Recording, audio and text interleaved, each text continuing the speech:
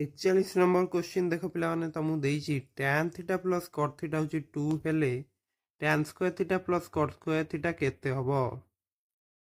तो तुम जानच जे tan थीटा रो अपोजिट हूँ cot थीटा माने कौन tan theta equal to 1 by cot theta ताहले निश्चित भाव में एठी tan थीटा रो मूल्य हूँ तुम 1 एवं cot थीटा भी से अनुसार चेंज होची cot थीटा ताले केते 1 बाय tan थीटा होची एवं तेणु 1 बाय 1 हेकी सी 1 होची।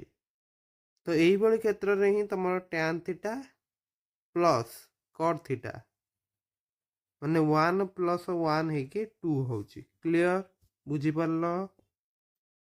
तो tan 45 टा होची तुम 1 एवं एठी तुम tan square theta plus cot square theta काढ़िया ना जोड़ा केते जो 1 स्क्वायर प्लस 1 स्क्वायर कारण tan थीटा भी 1 cot थीटा भी 1 ताले 1 प्लस 1 होची तुम केते हो ना 2 तो सी होची करेक्ट। ओके नेक्स्ट देख 42 नंबर त्रिभुज एबीसी रे sin b plus c by 2 केते हबो। सो देख पिला माने तमर गोटे त्रिभुज रे तमे समस्त जानछ जे तीन कोण रो समष्टि होची 180 ताहेले ए कोण युक्त बी कोण युक्त सी कोण होची कोण 180 हबो बुझी होची ना। ताले बी प्लस सी टाइपटे थाउ एटा सेपटू नहीं जाओ तो बी प्लस सी तुम केते हो एटा सेपटू नेले 180 माइनस ए। क्लियर। तो केवल युटा देखिए जदि बी प्लस सी बाई 2 अच्छे नुहे कि तो बी प्लस सी जगह में केते पकई पार ना 180 माइनस ए तले हूँ 2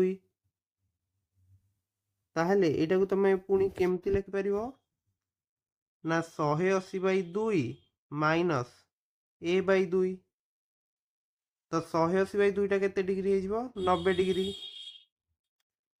तो देख यहाँ तुम ताले हो गला 90 माइनस ए बाई 2 बर्तमान तुम साइन लगे दियो है तो sine b plus c by 2 जगह में कौन लिखिदबा ना 90 माइनस ए बाई 2 ताले एटा केते हो तुम समस्ते जानच जे साइन 90 माइनस थीटा हूँ केते ना cos थीटा ताले साइन 90 माइनस ए बाई 2 केते हो cos ए बाई 2 बुझी होची तो 42 आंसर कौन ऑप्शन सी। क्लियर। तो नेक्स्ट क्वेश्चन देखिए तो देख पे 1 plus tan 20 plus 1 plus tan 25 प्रथम कौन करिया एक रे गुण दवा याकू ताले एटा केते आसिला 1 प्लस tan 25 नेक्स्ट tan 20 को 1 ने गुणले tan 20 tan 20 को tan 25 से गुणले एतिक आसीगला। क्लियर। नेक्स्ट कौन करियो तमे तुम जो tan 25 प्लस tan 29 आमे एई जगह रे गोटे लिखिबा हैला। तो प्रथम देख tan 45 डिग्री जो अच्छी यहाँ आम लिखिपर कौन tan 20 प्लस 25 डिग्री एमती लिखी हम तो tan ए प्लस बी सूत्र पकई दियो जोटा कि हूँ tan A plus tan B 1 minus tan into tan B tan 45 तुम 1 नुहे कि ताले युटा कौन सेपटे जा गुणा हो ताले देख टी 1 प्लस ये जो ऊपर कौन अच्छे tan 20 प्लस tan 25 तो ये जो tan 20 प्लस tan 25 जगार मुझे लिखिदेवी जे 1 माइनस tan 20 इंटू tan 25 बुझी होची प्लस तुम केते ना tan 20 इंटू tan 25 जदि तुम देखा ये दुटा तो सेम अच्छी ये माइनस अच्छी प्लस अच्छी कटिज 1 प्लस 1 के 2 ताले 41 नंबर आंसर कौन रहा ऑप्शन सी हूँ करेक्ट। क्लियर। सॉरी 41 नुह आम 43 बी करेक्ट। क्लियर। 44 नंबर देख गोटे स्थान एक अट्टालिकार शीर्षर कौणिक उन्नतिर परिमाण केते हेले उक्त अट्टालिकार शीर्ष से स्थान कौणिक अवनतिर परिमाण 15 डिग्री हम। तो देख पे यहाँ हूँ तुम अट्टालिकार शीर्ष है एवं यहाँ हूँ स्थान। क्लियर। ତ ଅଟ୍ଟାଳିକାର ଶୀର୍ଷର କୌଣିକ ଉନ୍ନତିର ପରିମାଣ କେତେ ହେଲେ ଆମକୁ ଦେଇଛି ସେଇ ସ୍ଥାନର କୌଣିକ ଅବନତିର ପରିମାଣ 15 ଡିଗ୍ରୀ ହବ। ତ ଦେଖ ଅଟ୍ଟାଳିକାର ଶୀର୍ଷରୁ ଯଦି ତମେ ଦେଖିବ ଏଇ ଯୋଉ କୌଣିକ ଅବନତିର ପରିମାଣଟା ଯୋଉ ହବ ଏଇଟା ଏଇ କୋଣଟା ରହିବ ନା, ଏଇଟା 15 ଡିଗ୍ରୀ ଅଛି। ଏବଂ ଏଇ ଯୋଉ ରେଖାଟି ମୁଁ ଟାଣିଲି ଏଇଟା କ'ଣ ଏଇ ରେଖା ସହିତ ସମାନ୍ତର, ମାନେ ଏଇ ଯୋଉ ଦୁଇଟି କୋଣ ରହିବେ ପରସ୍ପର ଏକାନ୍ତର ରହିବେ ଏବଂ ଯେହେତୁ ଏକାନ୍ତର ସମାନ ହେବେ ତାହେଲେ ଏଇ କୋଣଟି ମଧ୍ୟ 15 ଡିଗ୍ରୀ ହିଁ ରହିବ। ବୁଝି ହେଉଛି? ତାହେଲେ ଅଟ୍ଟାଳିକାର ଶୀର୍ଷରୁ କୌଣିକ ଉନ୍ନତିର ପରିମାଣ କେତେ ରହିବ ନା 15 ଡିଗ୍ରୀ ହିଁ ରହିବ। କ୍ଲିଅର? ତାହେଲେ ଏ ହେଉଛି ଆନ୍ସର। ପରୀକ୍ଷାରେ ଯାହା ବି ତମକୁ ଯୋଉ କୋଣଟା ଦେଇଥିବ ଏଇଭଳି କ୍ୱେଶ୍ଚିନରେ ସମାନ ରହିବ। ଓକେ, 45ତମ କ୍ୱେଶ୍ଚିନ୍ ଦେଇଛି ଦତ୍ତଚିତ୍ରରେ ପି କ୍ୟୁ ଟାୱାରର ପାଦ ଦେଶ ସହ ଏକ ସରଳରେଖାରେ ଥିବା ଦୁଇଟି ବିନ୍ଦୁ ଆର୍ ଓ ଏସ୍ ଠାରୁ ଟାୱାର ଶୀର୍ଷର କୌଣିକ ଉନ୍ନତି ପରସ୍ପର ଅନୁପୂରକ ହେଲେ ଟାୱାରର ଉଚ୍ଚତା କେତେ ହବ? ତ ଟାୱାରର ଶୀର୍ଷର କୋଉଟା ପି ନା, ତ କୌଣିକ ଉନ୍ନତି ଯୋଉ ରହୁଛି ସେଇ ଦୁଇଟା କ'ଣ ପରସ୍ପର ଅନୁପୂରକ। ତାହେଲେ ଏଠି ଦେଖ ଗୋଟେ କୋଣ ଆସିବ, ଏଠି ଗୋଟେ କୋଣ ଆସିବ, ନୁହେଁ କି? ତ ଦେଖ ପିଲାମାନେ ଏଇ ଯୋଉ କୋଣଟା ଯଦି ମୁଁ ନେଇଯିବି ତମର ଥିଟା, ଏଇ କୋଣଟା କେତେ ହବ 90 ମାଇନସ୍ ଥିଟା। ବୁଝିପାରୁଥିବ, କାରଣ ଦୁଇଟା ଯାକ ପରସ୍ପର ଅନୁପୂରକ ନା, ମାନେ ଦୁଇଟା ଯାକ ମିଶିକି 90 ଡିଗ୍ରୀ ହଉଥିବ। ତାହେଲେ ବର୍ତ୍ତମାନ ପି କ୍ୟୁ ଆର୍ ତ୍ରିଭୁଜରେ ଲକ୍ଷ୍ୟ କର, ତମର ଟ୍ୟାନ୍ ଥିଟା ତମର କେତେ ହେଇଯିବ ପିଲାମାନେ? ଟ୍ୟାନ୍ ଥିଟାର ମୂଲ୍ୟ ହେଉଛି ତମର ପି ବାଇ ବି। ଏଠି ପି କିଏ ହବ? ପି ହେଉଛି ପି କ୍ୟୁ, ବି ତମର ହେଇଯିବ କ୍ୟୁ ଆର୍। ଏଇ କ୍ୟୁ ଆର୍ ଟା ତମର କେତେ ଅଛି? ଏ ଅଛି ନା। କ୍ଲିଅର?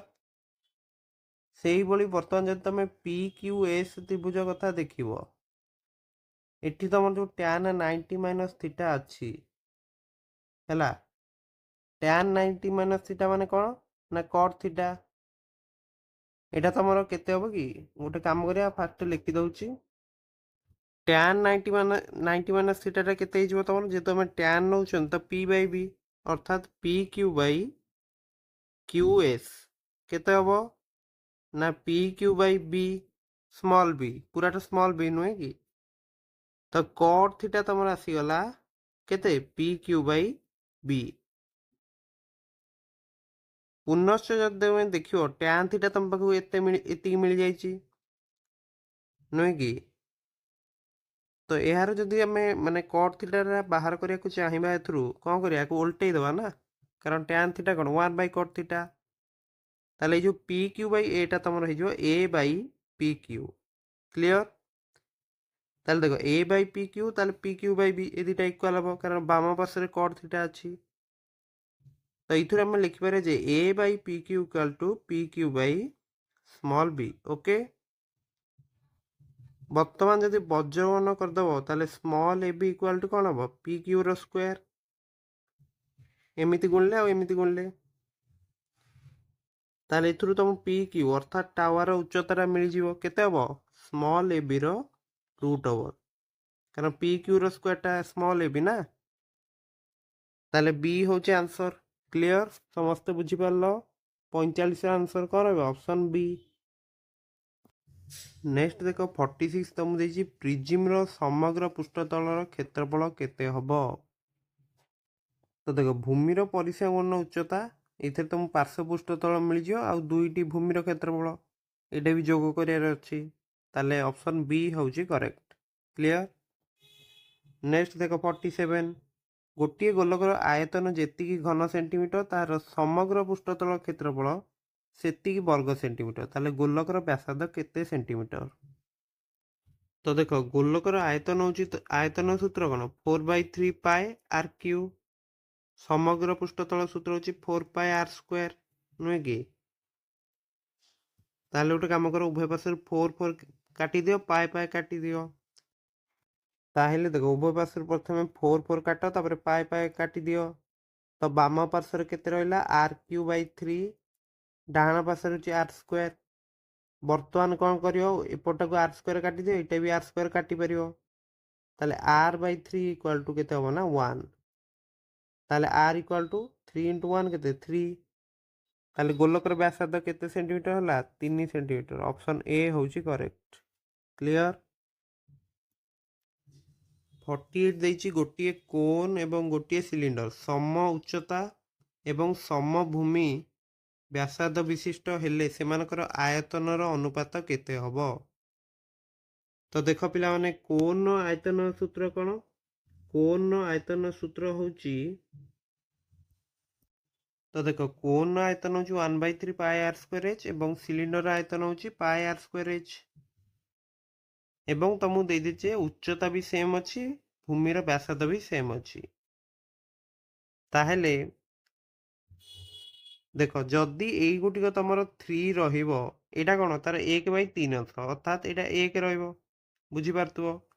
କିମ୍ବା ଏମିତି ବି ତମେ ଭାବିପାରିବ ଯେ ପାଇ ଆର୍ ସ୍କୋୟାର ଏଚ୍ ଆମେ କାଟିଦେବା, ତାହେଲେ 1/3 ଅନୁପାତ 1, ତ 3 ଗୁଣ ଦେଲେ କେତେ ହେଇଯିବ? 1/3 ନା, ବୁଝିପାରିଲ? ତାହେଲେ ଅପସନ୍ ବି ହେଉଛି କରେକ୍ଟ। କ୍ଲିୟର। ନେକ୍ସଟ ଦେଖ 49, 44 ମିଟର ଦୀର୍ଘ ତାରରୁ 7 ସେମି ବ୍ୟାସାର୍ଧ ବିଶିଷ୍ଟ କେତୋଟି ବୃତ୍ତ ତିଆରି କରାଯାଇପାରିବ? ତ ଯେଉଁ ବୃତ୍ତର ବ୍ୟାସାର୍ଧ ତମର 7 ସେଣ୍ଟିମିଟର ତାହାର ପରିଧି କେତେ ହେବ ପିଲାମାନେ? ପରିଧିର ସୂତ୍ର କ'ଣ ନା 2 ପାଇ ଆର୍, ମାନେ କେତେ ହେଇଯିବ ନା 2 × 22/7 × 7, ତ 7 କ୍ୟାନସଲ, ଇଏ ଆସିଲା 44। ତ 44 ସେଣ୍ଟିମିଟର ହେଉଛି ତାର ପରିଧି, ନୁହେଁ କି? ଏଇଟା 44 ସେଣ୍ଟିମିଟର ଆସିଲା ହେଲା। ତ ଯେଉଁ ତାର ଅଛି ତାର ଦୈର୍ଘ୍ୟ କେତେ ନା 44 ମିଟର, ତ ଏଠି 1 ଆନ୍ସର କରିବନି ହେଲା, କାରଣ 44 ମିଟର ମାନେ କ'ଣ 4400 ସେଣ୍ଟିମିଟର, ତ 4400/44 କେତେ ହେବ? 100। ତାହେଲେ କେତୋଟି ବୃତ୍ତ ତିଆରି କରାଯାଇପାରିବ? 100ଟି। କ୍ଲିୟର। 50 ନମ୍ବର ଦେଖ, ଏକ ପ୍ରିଜିମ୍ର ଭୂମି ହେଉଛି ଏକ ସମବାହୁ ତ୍ରିଭୁଜ। ଭୂମିର ପରିସୀମା ଯେତିକି ମିଟର, ଭୂମିର କ୍ଷେତ୍ରଫଳ ସେତିକି ବର୍ଗ ମିଟର। ମାନେ ଦେଖ ଏଇ ଯେଉଁ ପ୍ରିଜିମ୍ର ଭୂମି ରହିଛି ଏଇଟା ଗୋଟେ କ'ଣ ନା ସମବାହୁ ତ୍ରିଭୁଜ, ଏବଂ ସମବାହୁ ତ୍ରିଭୁଜର କ୍ଷେତ୍ରଫଳ କେତେ ତମେ ଜାଣିଛ, ସେଇଟା ହେଉଛି √3/4 a²। ପରିସୀମା କେତେ ହେବ? କାରଣ ବାହୁଟା ଆମେ ଏ ନେଇଛନ୍ତି, ତାହେଲେ ପରିସୀମାଟା କେତେ ହେବ? 3a। ତ ଭୂମିର କ୍ଷେତ୍ରଫଳ ଯେତିକି ବର୍ଗ ମିଟର, ପରିସୀମା ବି ସେତିକି ମିଟର, ତ ଏଇ ଦୁଇଟା କ'ଣ ଇକ୍ୱାଲ୍ ଟୁ। ତାହେଲେ ଗୋଟେ କାମ କର, ଏଠି ତମେ ଏଠି ଏଟା କାଟିଦିଅ, ଏପଟେ ସ୍କୋୟାରଟା କାଟିଦିଅ, ତାହେଲେ √3/4 a ଇକ୍ୱାଲ୍ ଟୁ ହେଉଛି ତମର 3। ତାହେଲେ a କେତେ ହେଇଯିବ ତମର? এই 4টা এপটে গুণি দিও, তো 3 × 4/√3। ক্লিয়র। বর্তমান গোটে কাম কর, এই √3টাକୁ যদি 3ରେ কাটিও কেতে হব? √3। তাহলে কেতে আসলা? 4√3। এইটা হচ্ছে তোমার କ'ଣ ନା ସମବାହୁ ତ୍ରିଭୁଜର ବାହୁର ଦୈର୍ଘ୍ୟ ଆମକୁ ମିଳିଗଲା। ପ୍ରିଜିମ୍ର ଆୟତନ କେମିତି କାଢ଼ିବା? ପ୍ରିଜିମ୍ର ଆୟତନ ସୂତ୍ର କ'ଣ? ଭୂମିର କ୍ଷେତ୍ରଫଳ ଇଣ୍ଟୁ ଉଚ୍ଚତା ନା, ତ ଭୂମିର କ୍ଷେତ୍ରଫଳ କେତେ ହେଇଯିବ? √3/4 a², କାରଣ ଏଇଟା ଗୋଟେ ସମବାହୁ ତ୍ରିଭୁଜ, ତ √3/4 a² ଇଣ୍ଟୁ ଉଚ୍ଚତାଟା ବି ତମକୁ ଦତ୍ତ ଅଛି 2√3, ତ ଏଇଟା ମୁଁ କେତେ ଲେଖିବି? √3/4 ଇଣ୍ଟୁ ଏଇଟା ହେଉଛି ବାହୁର ଦୈର୍ଘ୍ୟ 4√3, ତ 4√3 × 4√3, ଆଉ ଗୋଟେ 2√3। କ୍ଲିୟର। ତ ଦେଖ ଏଠି ତମର 4 କଟିଗଲା, ଉପରେ କ'ଣ ହେବ? √3 × √3 କେତେ ହେଇଯିବ? 3। ଏଠି 4କୁ 2ରେ ଗୁଣିଲେ ହେଉଛି 8, √3 × √3 ହେଇଯିବ 3। ବୁଝିପାରିଲ ନା ସମସ୍ତେ? ତ ଏ କେତେ ହେବ? 3 × 8 = 24, 3 × 72, ତାହେଲେ ଡି ହେଉଛି ତମର ଆନ୍ସର। ପ୍ରିଜିମ୍ର ଆୟତନ କେତେ ହେଲା ନା 72 ଘନମିଟର। ସୋ ଆଜିର ସେସନରେ ଯେଉଁ ସବୁ କୋଶ୍ଚିନ୍ ଦେଖିଲେ, ମୁଁ ଆଶା କରୁଛି ସବୁ କୋଶ୍ଚିନ୍ ତମେ ବୁଝି ଯାଇଥିବ ଏବଂ ମଡେଲ ପେପର 3ର ମଧ୍ୟ ସବୁ କୋଶ୍ଚିନ୍ ତମେ ବୁଝି ସାରିଥିବ। ସୋ ଗଣିତରେ ନିଶ୍ଚିତ ଭାବରେ ସମସ୍ତେ 100ରୁ 100 ଟାର୍ଗେଟ୍ ରଖ, କାରଣ ଅବଜେକ୍ଟିଭ୍ ବି ତମେ ଫୁଲ୍ ମାର୍କ ରଖିପାରିବ ଏବଂ ସବଜେକ୍ଟିଭର ବି ତମେ ସବୁ କୋଶ୍ଚିନ୍ ସଲ୍ଭ କରିଦେଇ ପାରିବ ହେଲା। ସୋ ଆମ ଟେଲିଗ୍ରାମ ଚ୍ୟାନେଲରେ ଜଏନ୍ ହେବାକୁ ଭୁଲିବନି ଏବଂ भिडियो गुड निज सांगसाथी मान सहित सेयार करदेव ओके एवं आम चैनल को सब्सक्राइब करदेव। सो देखा नेक्स्ट वीडियो रे समस्त को परीक्षा best of luck. Thank you.